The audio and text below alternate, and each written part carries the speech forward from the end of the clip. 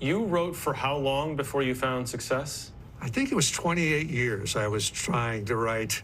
And, you know, some friends of mine called me the man who has written more words for less money than anybody on the planet. Including as an advertising copywriter, just one part of a dizzying life. Pressfield was born in Trinidad in 1943 while his father was stationed in the Navy. After graduating from Duke, he served in the Marines before taking jobs as a bartender, teacher, trucker, and fruit picker. 21 jobs overall in 11 states. Meanwhile, the writing rejections kept rolling in.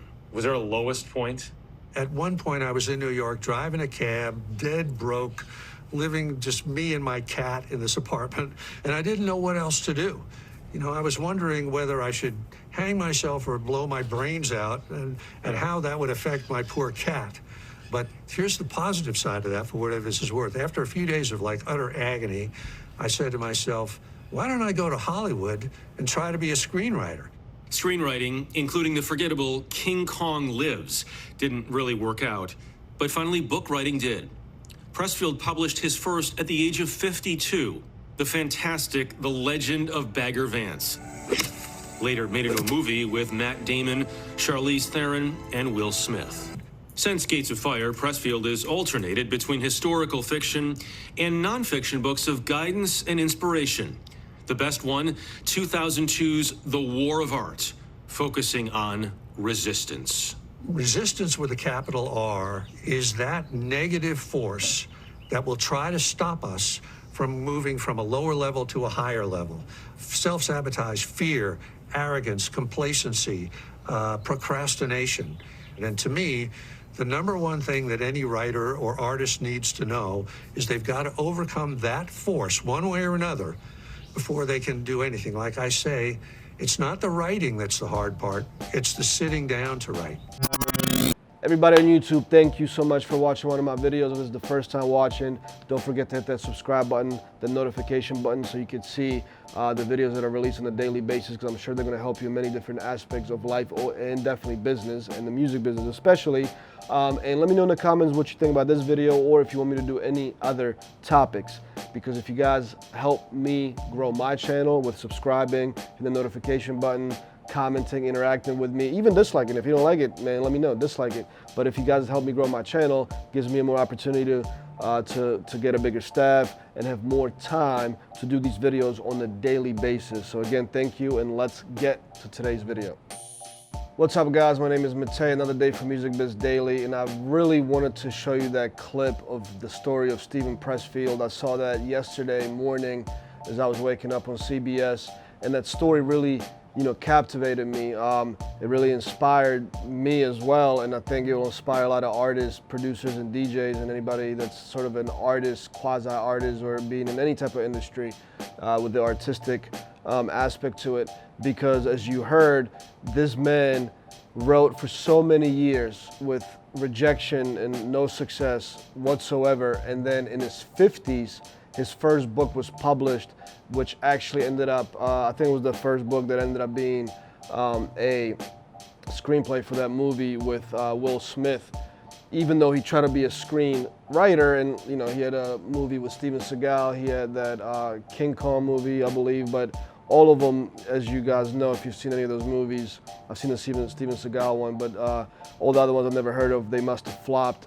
Maybe he got paid a little bit for that script, or maybe he did it for free, expecting some type of royalty after the movie's success, which it didn't.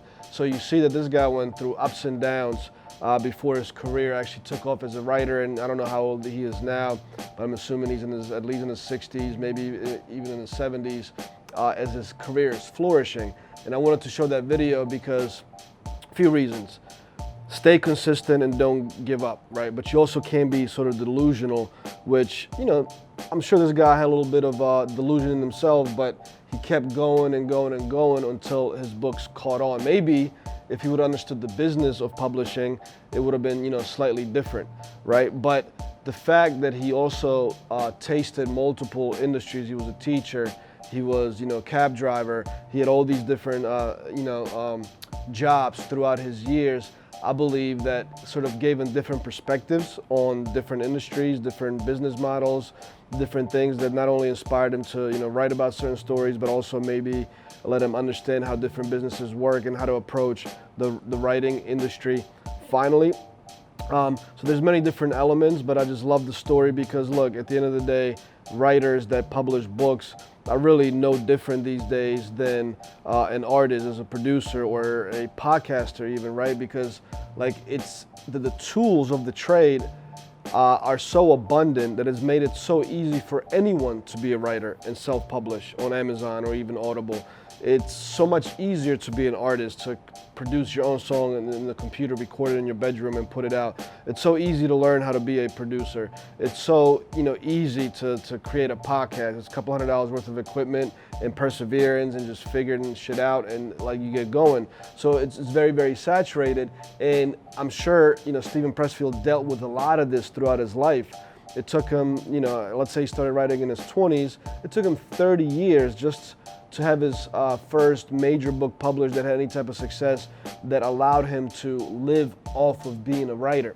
And I just think that story is amazing because a lot of you guys sort of look at the industry where you need to be, a certain amount of age to make and all that, which independently, that's not true. Independently, you can do whatever you set your mind to as long as you're realistic about it. You gotta have that little bit of delusion, I guess, but not too much of it, because then you're just gonna be spinning your wheels for many years. But independently, you see many examples of artists, writers, that are being successful in much, much later years. Now, from a label's perspective, I 100% agree. A label, because they're a calculated machine, calculated company, they're not going to take an artist in their 30s, 40s, or 50s unless they've accomplished major success and that label wants a piece of it.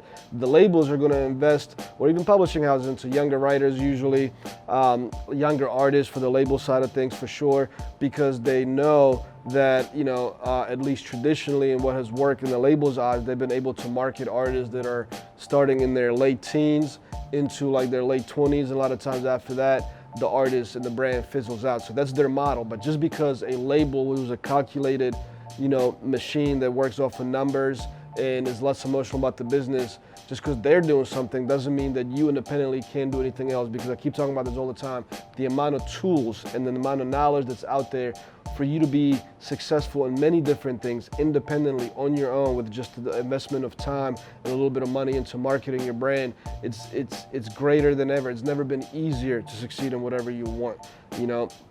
I'm a great example of that as well, and a lot of people that I deal with, a lot of the artists that we help. So I just want to show you that story because it was very inspiring. It definitely touched me on many different levels, and just something you guys I think need to see, because it's not every day that you meet somebody that had realized their major success in their 50s finally as being a writer, artist, musician, or whatever the case is. So I want to bring these stories out there because it's definitely possible. If you guys have any questions, let me know in the comments. Click the link in the bio if you want to know what me and my team do. Share this video with any artist that need to see this and needs to be inspired so they don't give up. And I will see you guys tomorrow for another day of Music Biz Daily as always. Peace out.